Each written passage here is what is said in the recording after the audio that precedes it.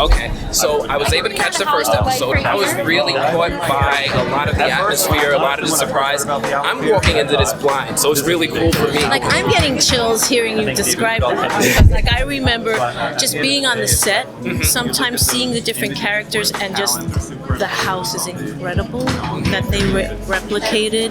We were inside in a warehouse, but once you were in the Peterson mansion, it was almost spooky.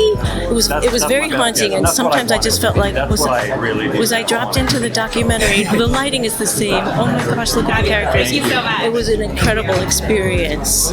So with this, I noticed that a lot of the cast are at different stages of life, different stages of becoming family or having family. I was curious if any of that was like a factor on the set of the show. Did anyone bring their children to the set, anything like that? Well, COVID changed everything. It would have been nice to see, without the COVID regulations, what it could have been like. I was sort of lucky when I sprained my ankle on a Thursday and I had to work on a Monday, and I didn't put my weight down until Monday, and I had to get all these kind of, my daughter was with me in Atlanta, my whole family was with me in Atlanta, but I got all this kind of permission from the top, to like allow her, because I was walking on crutches, to allow her to come to the set. But that was like, she was like one of the only people allowed to come, and she just stayed in the trailer, wasn't allowed on the real actual set. But I was like literally like crawling around and hopping around, and so she was one of the few people. I remember Patrick Schwartzman, who plays my son. Patrick Schwarzenegger. I'm so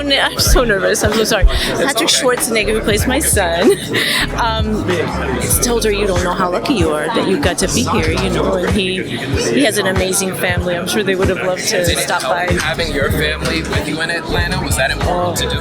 Oh my gosh, yeah. And it was just such a fortunate circumstance for our family, because after COVID, we lived like in a one-bedroom apartment in the city that's separated and like divided up into two. And for Manhattan, it's large.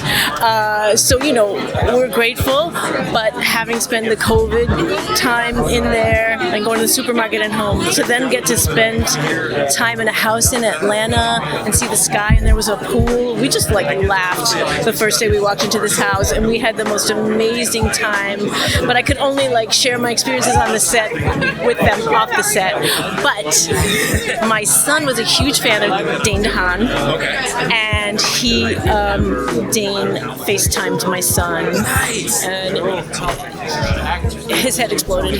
My son, who was 11 at the time, just couldn't believe he was getting to talk to him, and that was a beautiful moment to share. Well, that's awesome to hear that you were able to find so much beauty and fun to have while making such a daunting and dark story. Yeah, that's true. Thank you so much. I really Thank you so much. Pleasure to meet you. It was a pleasure meeting you too. Sure. Check it out, yeah. Scared money, make less of it. Don't ever let the chance pass you by. Just keep your eye up on the prizes. Life keeps spinning, these rules I break them. Life keeps spinning, them risks I take them. Run way to a bag, nigga thought you in the way, but I flew by. That G6 was in the